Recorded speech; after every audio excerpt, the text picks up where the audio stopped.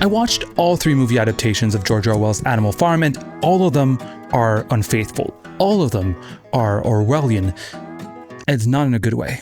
They were each created in different political climates during the Cold War, in the aftermath of the Cold War, and in today's context. Every single movie changed the ending of Animal Farm, not one of them respected it, and each ending was carefully crafted to deliver vastly different messages, one of which is genuinely unhinged. In case you haven't read Animal Farm in a while, let's refresh your memory super quickly in under 60 seconds using the 1954 movie version, which is surprisingly the most accurate movie adaptation of Orwell's book ever made. I'm saying surprisingly because it was funded by the CIA, but let's not get ahead of ourselves. Ready? In an English farm, Old Major, an old pig, gives a socialist speech, talking about the cruelty of their owner, Farmer Jones.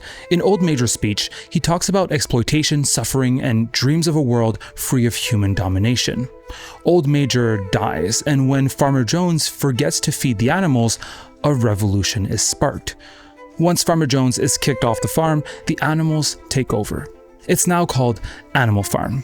Animal Farm was doing great until the pigs, who could read and write, decided to take a managerial and leadership position. Eventually, they take the milk and apples for themselves. At one point, humans try to take the farm over, fearing that a successful animal farm would encourage animals in other farms to revolt. Animal Farm triumphs once again. Later, Snowball, a stand-in for Trotsky, is kicked out by Napoleon, a stand-in for Stalin, using guard dogs. Animal Farm is now under Napoleon's rule, a rule imposed by force and coercion. From there, Animal Farm suffers from Napoleon's greed, who now trades with humans, takes on human vices, and uses propaganda and brute force to manipulate and intimidate the farm animals. The story takes a dark turn. A pile of corpses lying before Napoleon's feet, and the air was heavy with the smell of blood. Violence is always justified by the pig regime, the animals on Animal Farm are miserable, and the pigs become indistinguishable from humans.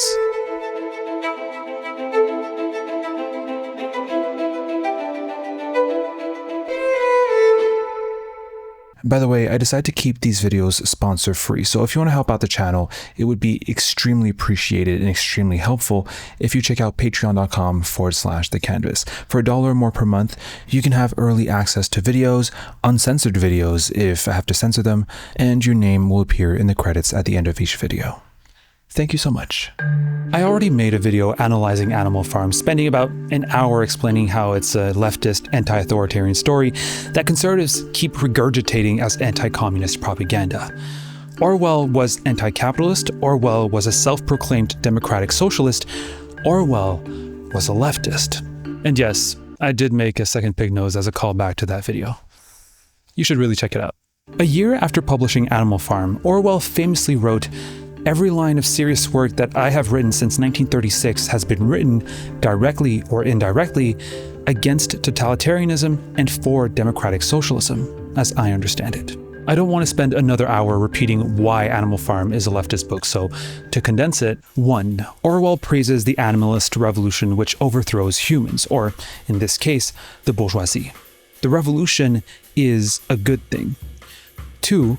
The pigs, or the communist leaders, are bad to Orwell because they turn into humans, into the bourgeoisie.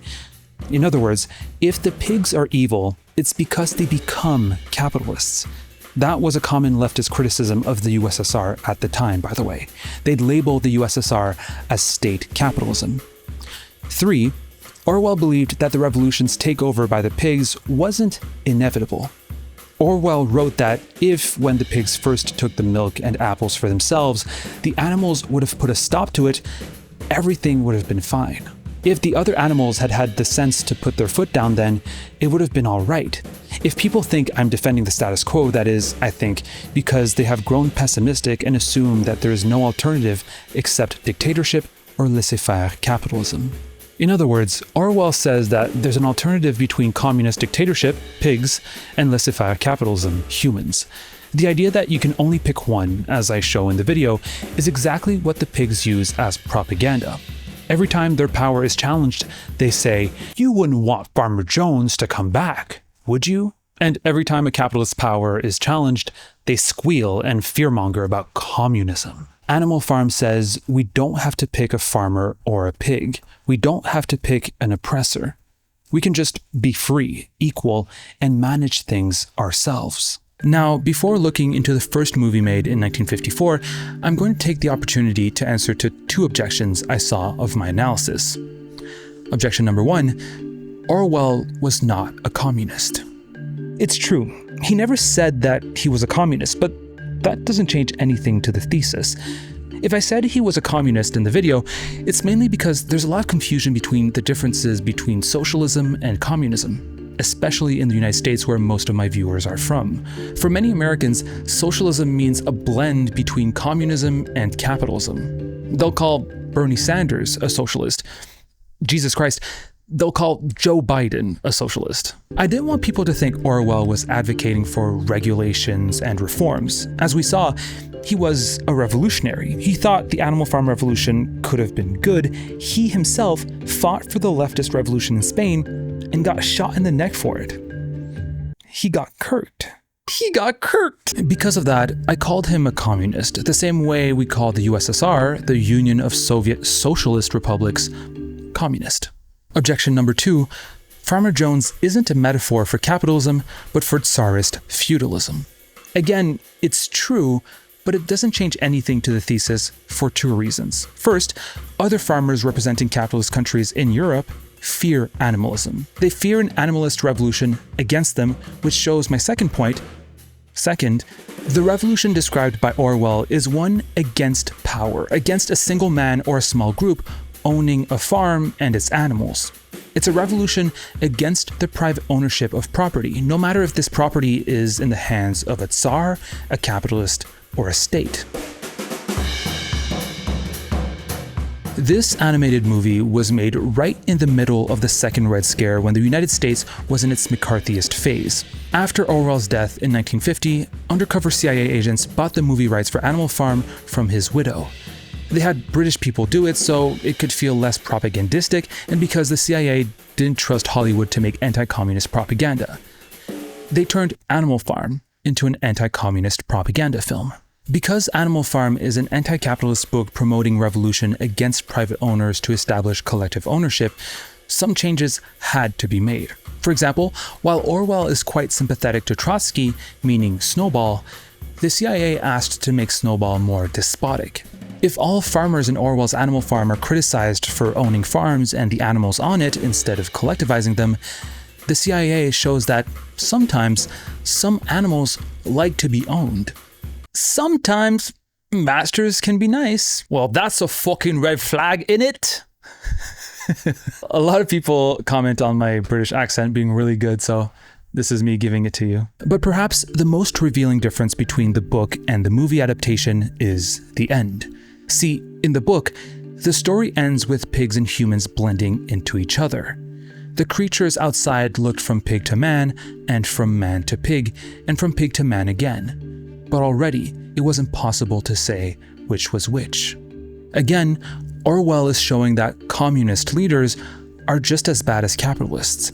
They are bad because they took the role of the capitalists.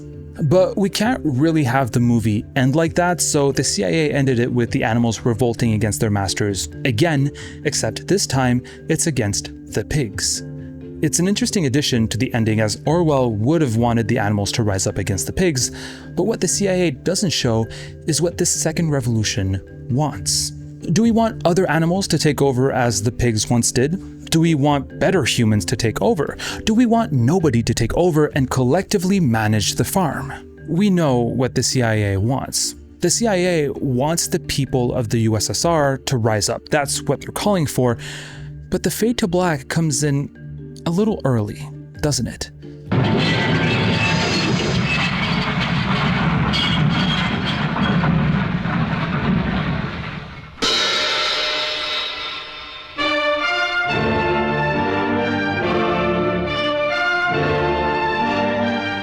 What happens after the fade to black?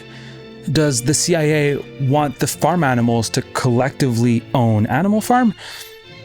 The answer is an obvious no. They're calling for humans to take the farm back. No more collective ownership, Privatization, baby. But that doesn't really fit the whole freedom and all animals are equal or whatever they're trying to frame their ideals to be. So once the people rise up against their dictator, the CIA closes the curtains and says, "Nothing to see here, folks. We'll take it from here."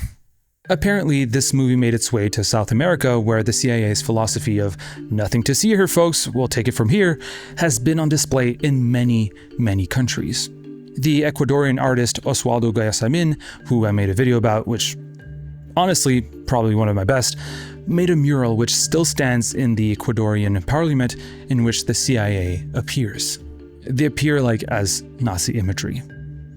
It's kind of radical. It's pretty cool. In any case, the 1954 movie Animal Farm is the most faithful depiction of Orwell's novel to have been presented on screen, and though some changes were made here and there to make capitalism look alright, its general ideas were somewhat respected, and in terms of its ending, I don't think it necessarily betrays the essence of the story. That wasn't the case for the 1999 movie Animal Farm. This live-action adaptation with creepy animatronics is somehow worse than the 2025 version. Fine, it doesn't have the fart jokes. I'm about to fart right now. This is the sound of freedom. But it completely betrayed the very nature of the story. First, the movie centers a protagonist, the dog Jesse, individualizing what was once a collective movie. Secondly, they make Farmer Jones cheat on his wife for absolutely no reason. Or maybe to show that he's an irresponsible drunk. I don't know. Thirdly, there are some attempts to update the story for a more contemporary audience by adding a surface-level social critique of television as a way to distract people. Fourthly, Farmer Jones is not shown as abusive or exploitative. Old Major does tell us about it, but it's not shown. There's also no burning of the tools of oppression and domination as we saw in the 1954 movie. Fifthly, and finally, the ending is incredibly bad. Infuriatingly so. I gave this movie half a star on Letterboxd just for its ending. So, the pigs' faces turn to men and men's faces turn to pigs. Okay, great. Then they have this weird propaganda-style spectacle where a geese sings, and honestly, it's quite funny. I like it.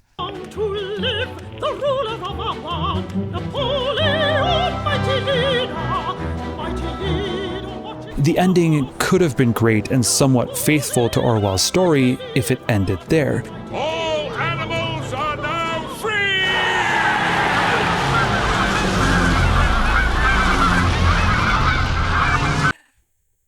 But it doesn't. This movie was made 10 years after the Berlin Wall fell, and in the same decade the USSR ceased to exist. So the filmmakers decided, with their new perspective of having witnessed the dissolution of real-life Animal Farm, to show animals going back to its ruins. And again, if it ended there, it would have been fine. We would have seen the downfall of Napoleon, and that could have been a happy ending, I guess. Happier than the original for sure. But no, they had to ruin it. This is how it ends.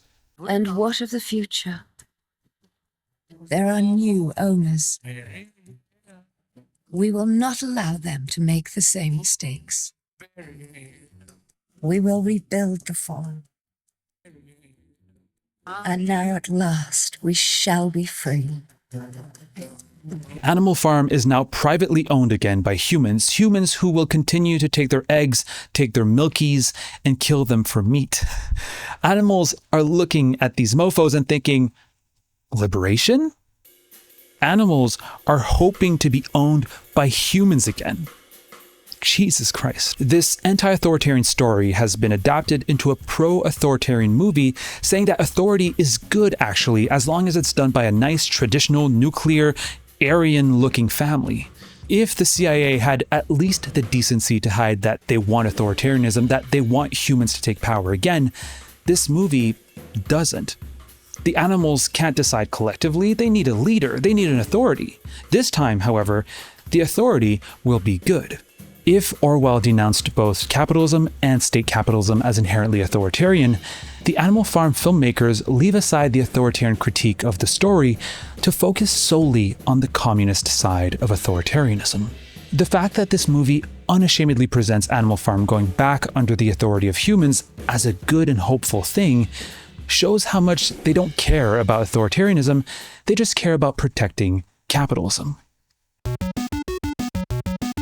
In 2020, the video game Orwell's Animal Farm was released on Steam, and though this isn't technically a movie adaptation, it's an adaptation nonetheless, and a particularly fruitful one. It offers 8 different endings. You basically manage the farm, which, as a single player, kind of undermines the whole point of collective ownership, but we'll skip past that. You try to keep the animals' morale up, work for food, and defend the farm from humans. Here are the 8 possible endings. The game ends because the animals have starved to death, humans take the farm back, the farm is deserted, Animal Farm falls in battle. I'm not too sure how that's different from humans taking it back, but it's fine, whatever. A triumvirate of pigs rules Animal Farm, Snowball rules Animal Farm, Squealer, the propagandist pig, rules Animal Farm, and finally, the one I got, Napoleon rules Animal Farm.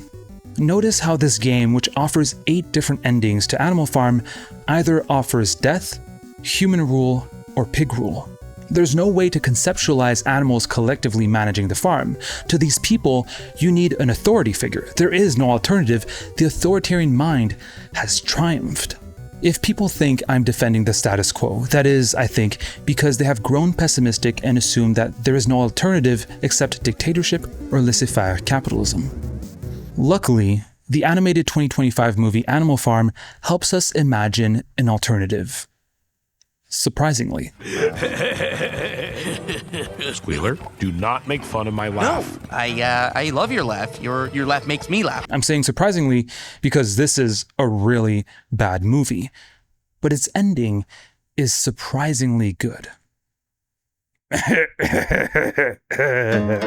Directed by Andy Serkis, featuring the voice of Seth Rogan, Gaten Matarazzo, Kieran Culkin, Woody Harrelson, Steve Buscemi, and Laverne Cox, this movie is distributed by the conservative Angel Studios, which is quite surprising considering they turned Animal Farm into a Trump critique featuring a trans voice actress.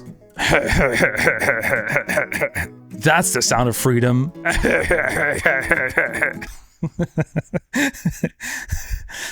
Okay, here's my thesis for this video in regards to Animal Farm 2025. Animal Farm is an anti-authoritarian leftist book. It doesn't criticize the USSR for being communist, it criticizes it for being state capitalist.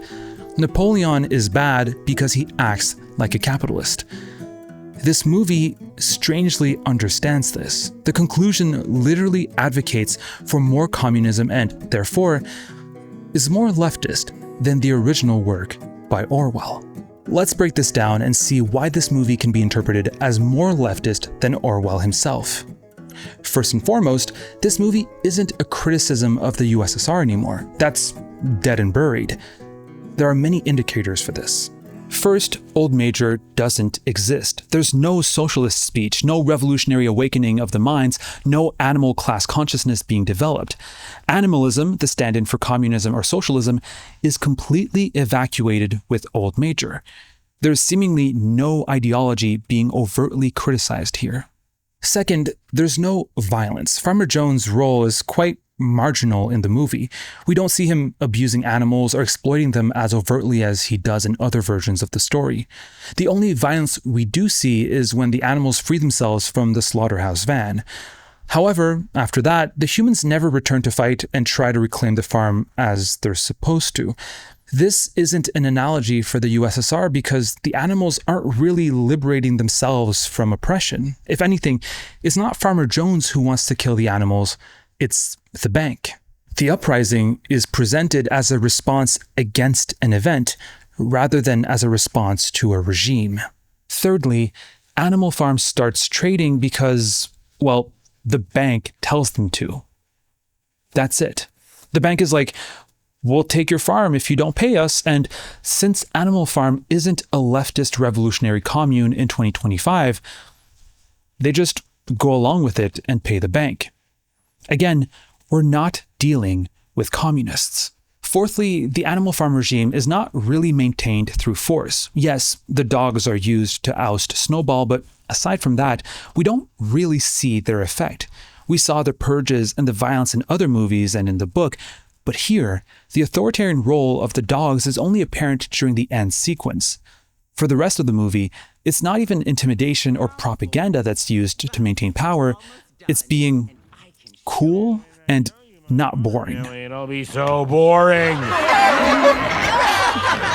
I did not like Jones. He turned half my family into bacon. But to his credit, he was not so boring. Which brings us to the depiction of Napoleon. If Animal Farm 2025 isn't criticizing the USSR as its source material does, then what does it criticize? Unsurprisingly, I believe it's criticizing Trump.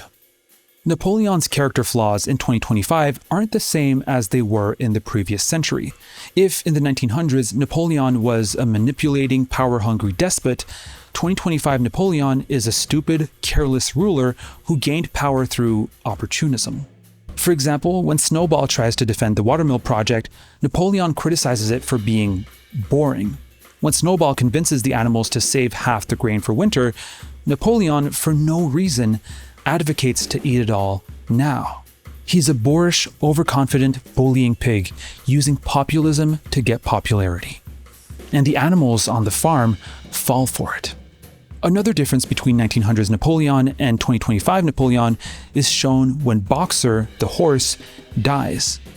While 1900s Napoleon tries to convince the animals that Boxer dies in a hospital saying, "Long live Napoleon," his last words were, "Forward, comrades! Long live Napoleon!" 2025 Napoleon laughs off the fact that Boxer became glue. He even makes a pun out of it. What do you mean? He's glue, Lucky. Was it? It's fitting, because in a way, Boxer was the glue that held us all together. But the fact is, Boxer was an old horse who was ultimately worth nothing. The vulgarity of this stupid populist figure added to his love of luxury, money, and his camaraderie with the evil Elon Musk billionaire figure who drives a Cybertruck shows how and why this is a caricature of Trump. However, perhaps even more evidently, the marketing for this movie reveals its anti-Trump bias. Andy Serkis wore a hat with "Make Animal Farm Fiction Again" on it, implying that we are living in Animal Farm right now, making it clear that Napoleon, to Serkis, stands for Trump. This is the part where Serkis's 2025 Animal Farm becomes even more leftist than Orwell. I don't think 21st century Animal Farm is criticizing Trump only. I think it's criticizing liberalism in general. Snowball is an important figure here for this take. She is a smart, cool-headed, ambitious pig leading Animal Farm. Yes, she does indulge in keeping the milk and apples for herself in the original book, but all in all, she's all right. In 2025, she sneaks in the house to gain more knowledge, even if that's against the rules, and even allocates farm resources without asking the farm meeting, which is anti-democratic. If anything, she doesn't like democracy, saying that the animals are too stupid to understand her plans, something she'll say out loud which will make her lose her popularity. I'm just trying to do what's best, and you animals are all too stupid to understand. I think Snowball is a stand-in for Democrats, this elite which, although arguably well-meaning and managerial, still profits from being an elite and holds everyone else in contempt. Populist Napoleon ascends to total power by making fun of Snowball, showing that she's out of touch, saying that she's boring, and finally using his dogs against her. So what Snowball needs, I think, is just a nice long vacation. I don't want to go on vacation. A nice long vacation! Animal Farm 2025 was actually marketed as Animal Farm: A Cautionary Tale. But a cautionary tale for what? It's not cautioning us against the dangers of communist revolutions and ideals being hijacked by an elite. The cautionary tale is about the liberal ideals of freedom, equality, and democracy being used against itself to justify authoritarianism.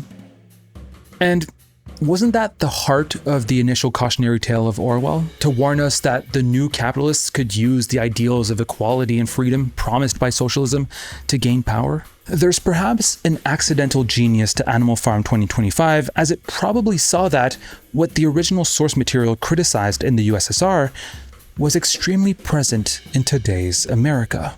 What does Animal Farm criticize but the corruption of public officials by businessmen? How greed destroys democracy and freedom?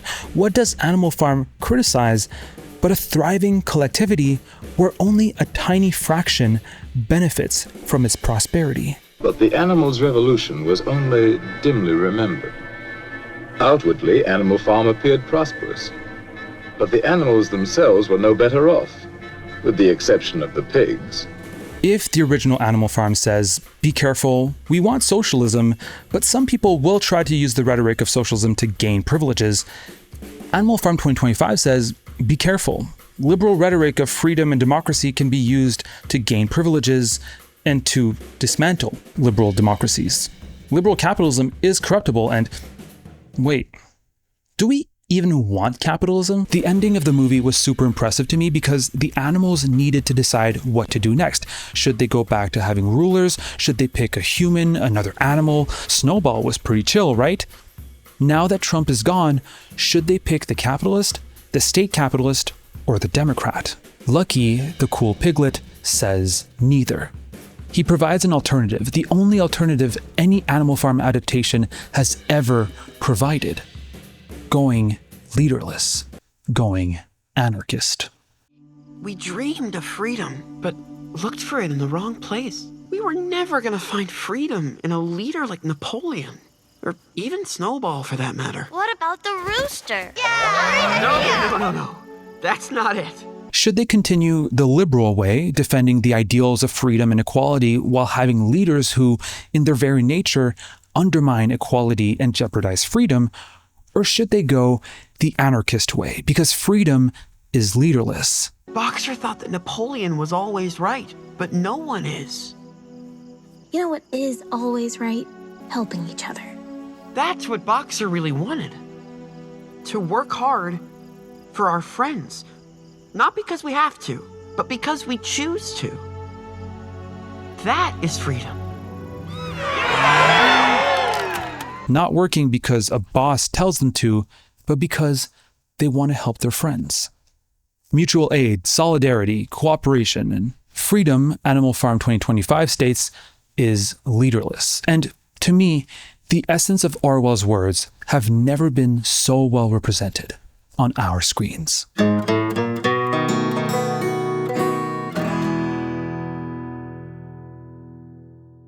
Thank you so much for watching. Thank you Bone Meal, Chrissy Chris, Sting, and Chad, and every other patron for supporting the channel.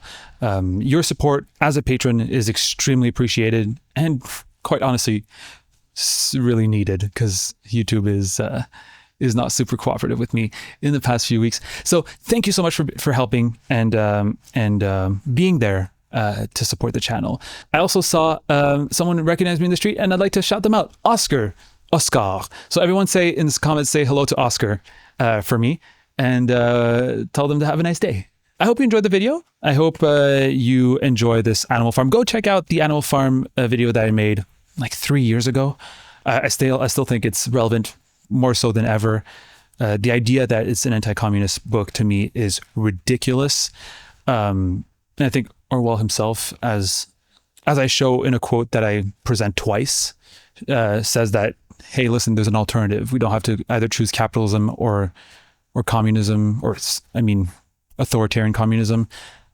And I was really, really happy to see this really terrible movie with Seth Rogan in it show this alternative, which no other movie or adaptation of Animal Farm, even the one made in 2020 through a video game with 8 different endings, none show this alternative except for 2025 Animal Farm. I thought that was like something and I wanted to share it with you. So I hope I did a good job sharing that with you and I hope you enjoyed it. Check out Letterboxd. You would have known that this video was coming up if you followed my Letterboxd and if you liked my reviews, if you thought that those were interesting. Instagram too. Check out my Instagram. Check out the CBC Arts. I make videos there as well. And yeah, thank you so much for watching, and I'll catch you in the next video. That one will be on Yves Klein. Last video I said the next video will be on Yves Klein. Yves Klein is the next, Yves Klein, as French people say, is going to be the next video after this Animal Farm one. So I hope you enjoy. All right, goodbye.